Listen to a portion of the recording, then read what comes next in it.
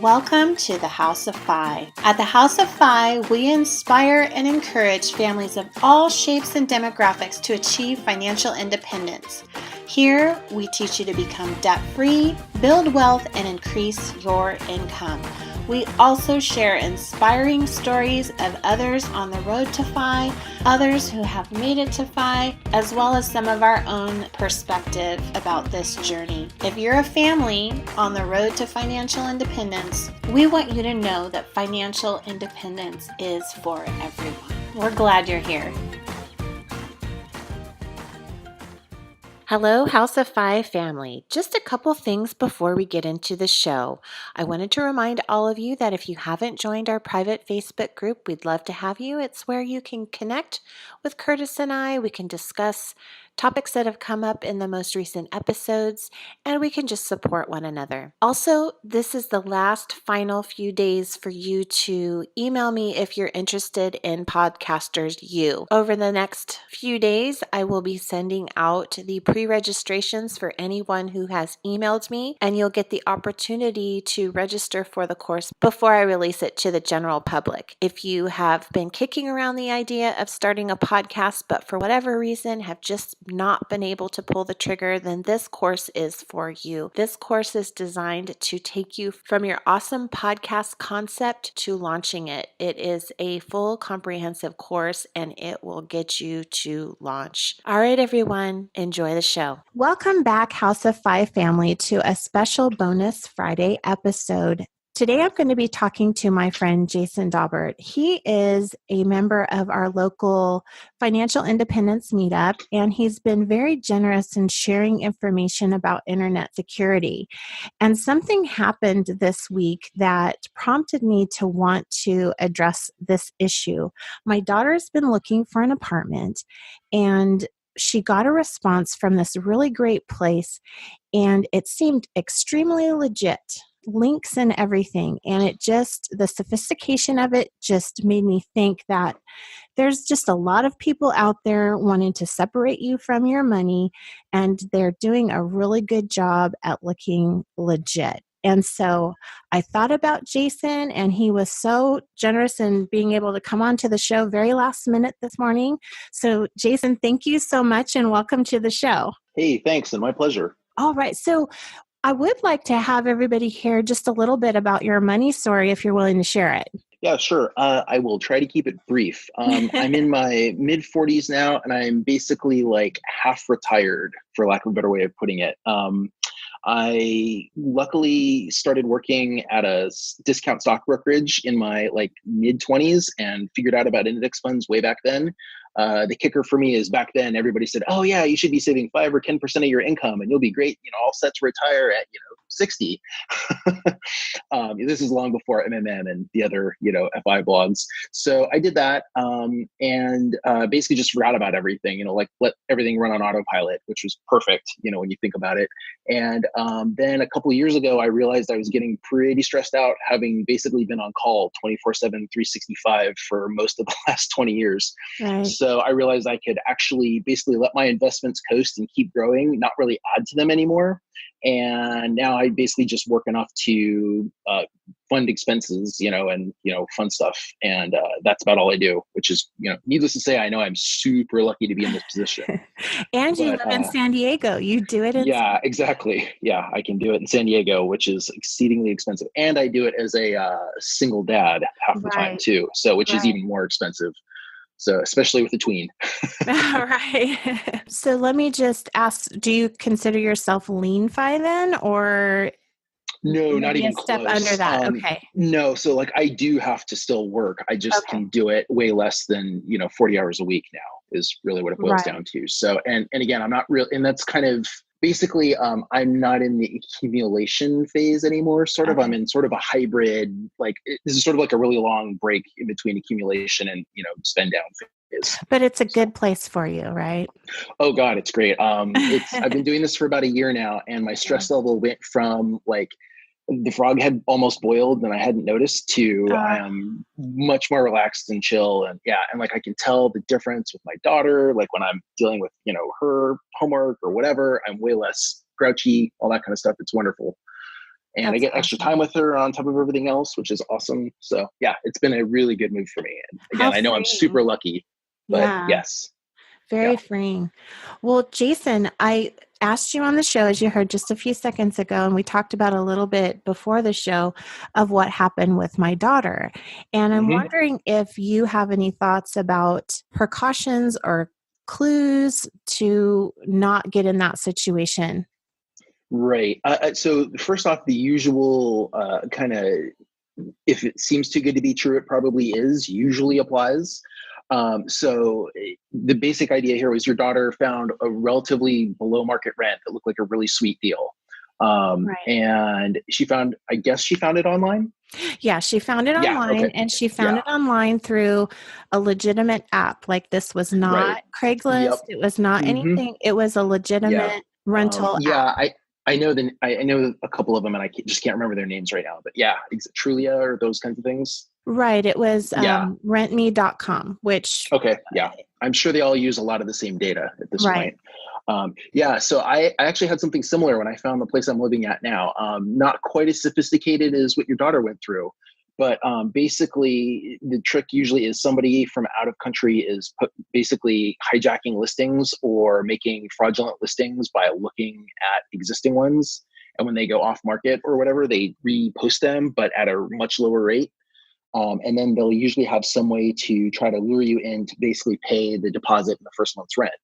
And then you, of course, never get the keys or any way to actually rent the place because they don't own it. And so I think what happened to your daughter is now they're starting to try to do it through Airbnb. I had just seen an article about this, I don't know, Right. a couple of weeks ago, and I hadn't read it. So I don't know all the details of how they do it. But the gist is they'll usually try to route you through Airbnb. And you were saying you like looked at the Airbnb website Yeah, to see the, yeah. I started to just have a feeling that it wasn't legit, and so Hmm. I pulled up the title on it to see if the name matched, and it didn't. But they both Yeah. were a Hispanic origin name, so I thought, well, it's still conceivable that like maybe this is a spouse or something like that. Hmm. So I Right. also told her to ask him for the Airbnb listing, and he sent her Yeah. a link. And it looked legit. Like it had the property ID number, and it had a link that you could click on and go to, and it Hmm. looked legitimate.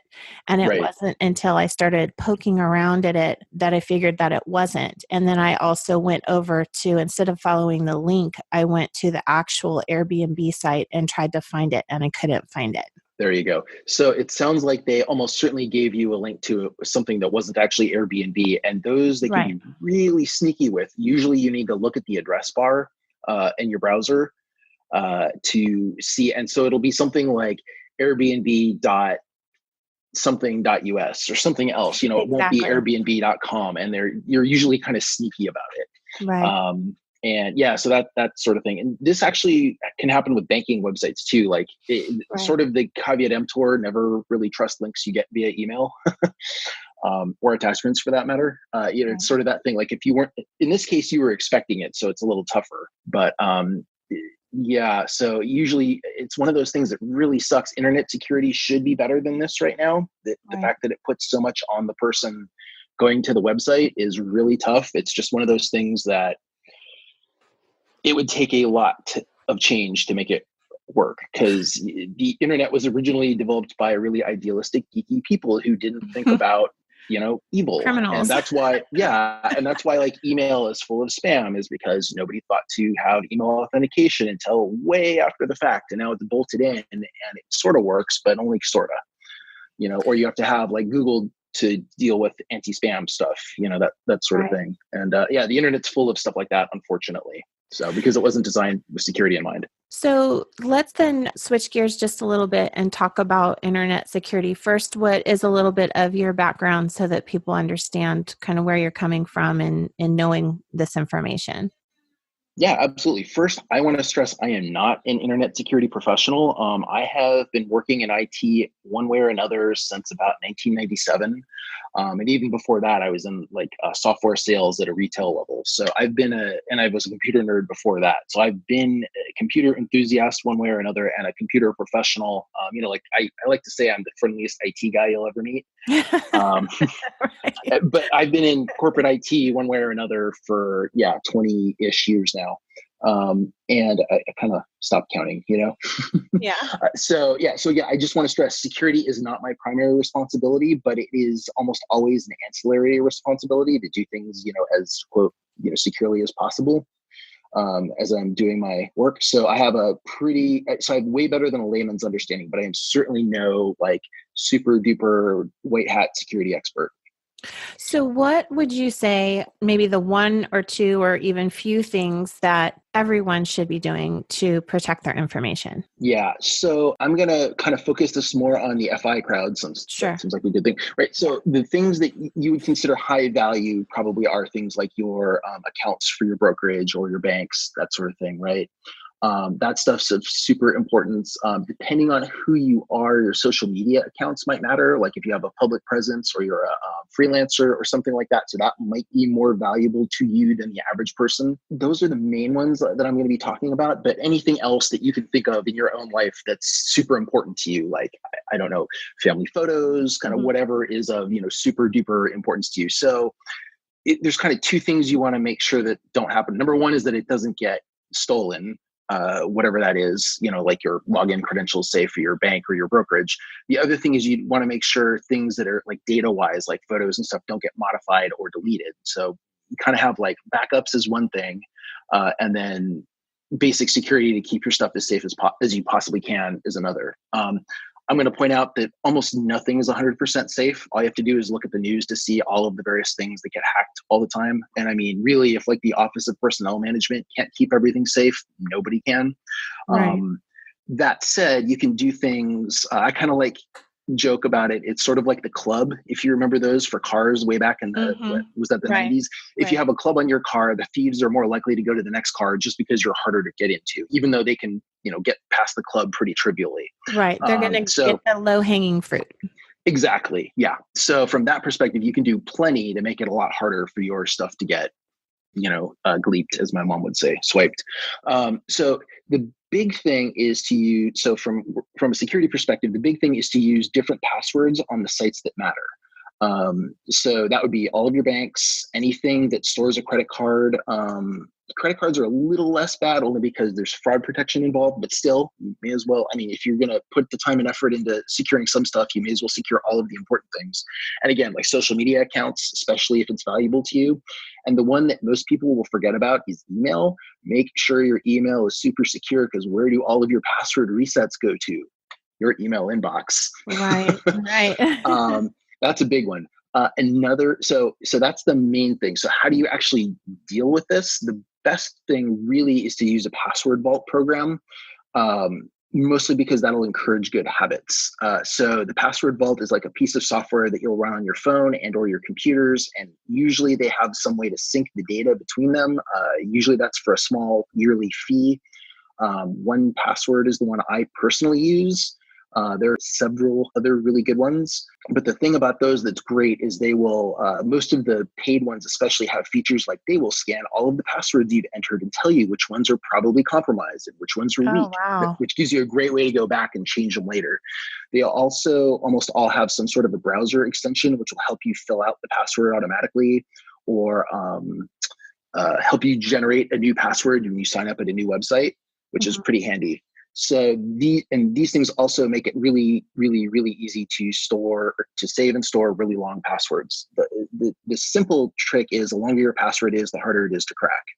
Right. And why you mostly care about using unique passwords is things like Yahoo having their entire user database stolen, or not entire, but a big chunk. They lost like billions, I think, of accounts. It was something ridiculous. Nuts. And at that point, they have your email address and your password. And if you're using that password somewhere else, and now they can try all sorts of other places, Twitter, Facebook, a bank, Hmm. Vanguard, whatever you can think of, and they can try whatever else and maybe get in somewhere else. So going back to what I was saying about whether you care about the data at a website or not, kind of dictates whether you want to put this time and effort into it. So like, again, for your bank and your brokerage account, these kinds of things, definitely use really long, really unique passwords, store them in a password vault so you don't have to remember them. And that'll make things infinitely simpler. And again, the money we're talking is something on the order of like $5 or $10, sorry, $20-ish to $30-ish a year, A depending on year. how many people you want. Yeah, a year, depending on how many people you want on your account. One of the things I love about 1Password, in fact, is it lets you set up shared vaults that are shared between more than one person on the same group. And the neat thing there is now you can put shared passwords there. Like we both have access to the brokerage account or the bank account. And now that's great because what happens if somebody's out of touch or, God forbid, incapacitated and you can't talk to them? You still have access to this stuff. It's a way to sort of do the digital version of the sort of the binder of all the info for your. Right. I think there was a story maybe a month or so ago about a Bitcoin company and the Mhm. person died and no one has the password. Yep. And for Bitcoin, that means that money is essentially long gone. It's turning out there. So there are some ways to kind of, I'm not going to say forensically, that's not the right word, but there's ways to kind of track stuff. And it looks like that guy may actually have emptied those accounts too. Oh, wow. So Oh, it my looks God. like there might not even be much to quote recover anyway, even if unfortunately. Oh, that's nuts. So definitely not a fan of Bitcoin or any of the cryptocurrencies. I Crypto. think the technology is interesting and will make for some interesting, awesome things in the future, I think. But The stuff like blockchain Bitcoin, stuff. yeah, exactly. But stuff like Bitcoin is more, hey, let's burn lots and lots of power to do pretty much nothing. It's kind of because it's actually shocking. I think I heard somewhere that Bitcoin is now using like 2% of the world's power Oh my production, gosh. something nuts like that. What about things like most of these sites now have phrases? So this is another thing I love about the password vaults. Almost all of them have some sort of a notes field. And so there you can put in the questions that the site has asked you, and now you can make up answers. So I actually use complete nonsense gobbledygook words, which is really funny when you're doing it over the phone. And they're like, what was your mother's maiden name? And I'm saying, something that almost sounds like Klingon or something. Yeah, so that's what I do. And then again, you keep all the notes in your password vault. And that way, if you ever need them, you just bring it up and look at what those were. And you can either read it back to somebody on the phone or you can type it in yourself.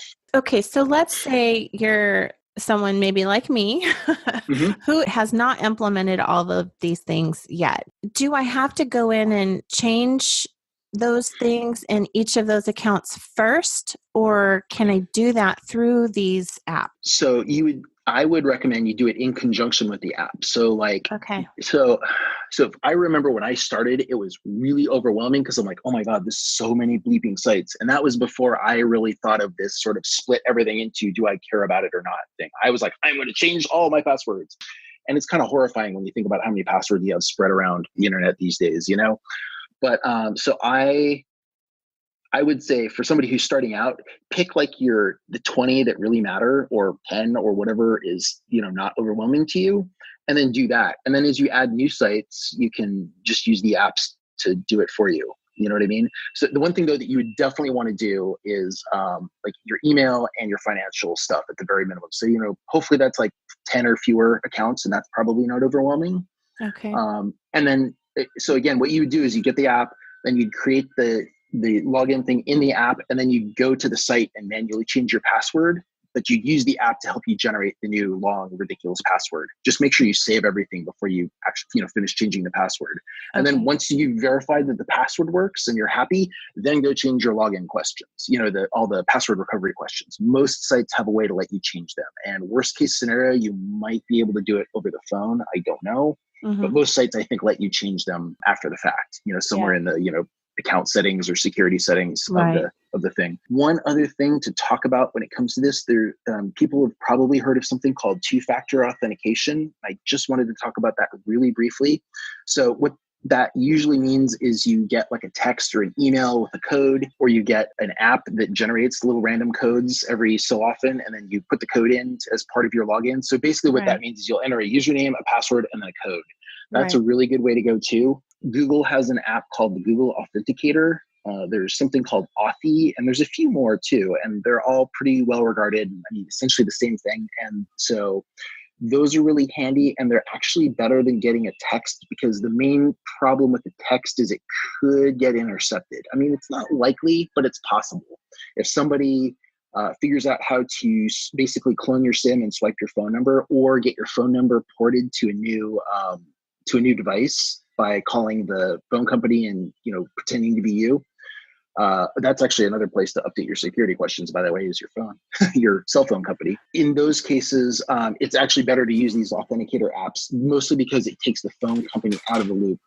Texting was never designed to be super secure, and when you're trying to use basically an extra password, you want that channel to be relatively secure. So the two-factor authentication that you're talking about is like a separate app, not necessarily the two-factor authentication that whatever site you're going to may have. Is that? They'll actually work together, actually. Okay. So yeah, and most of the websites that support two-factor authentication will support these apps. Okay. It's a standard, basically. Okay. And they're usually really easy to set up. They'll basically display a little picture on the screen, and you just hold your phone over the picture when the app's running, and it goes, oh, hey, okay, I've got it. And then it has you enter the code a couple times to make sure that everything's correct, and there were no goofs, and then you're off to the races. And again, that's just a way to make it so it's a lot harder to log into your site. Now, again, you only do that on the stuff that you really care about. I personally do it on my email and things like banking or brokerage accounts. That's usually the only things I do it with, but lots of websites support it now, which is great. Okay. But I would say email is probably the most important, because again, that's where all of your password reset emails go. What if so how some of these, I know that my credit card company offers the dark web sort of scan, and it's supposed to tell you if your information has been compromised.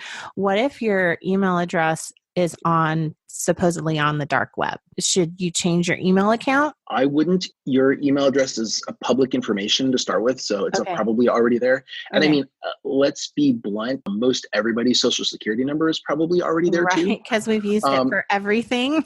Right, and the social security number was never designed to be used the way it is, unfortunately. Right. Yeah. It's, kind of classic, oh, hey, this will work for now, and nobody really thinks about the consequences. Really, that stuff's already out there. This is why you do these other security practices, right? Is because of things like this.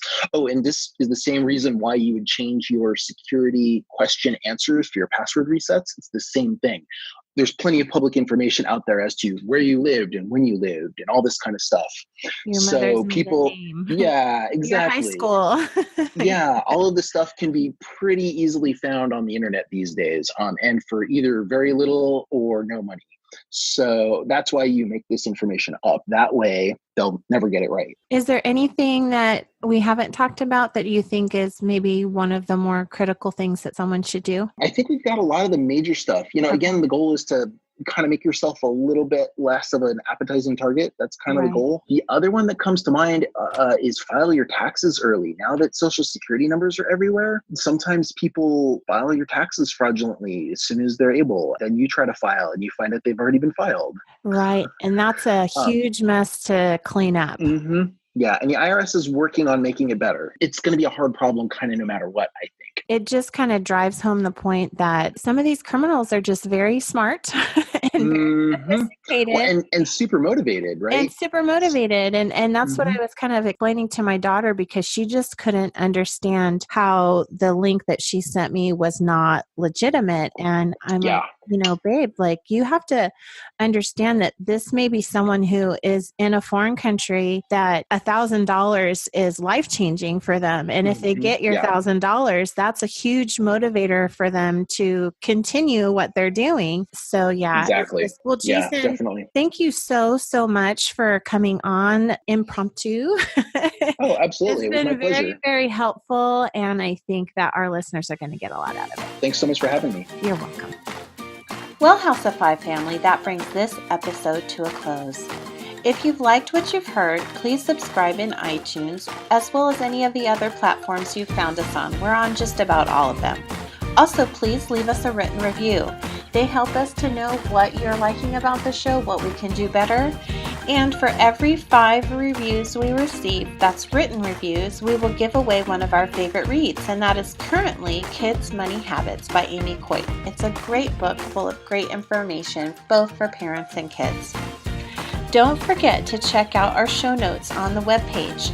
There is always bonus information there that didn't make it to the show, and we strive to create good content on there. So please head on over to the website and check that out.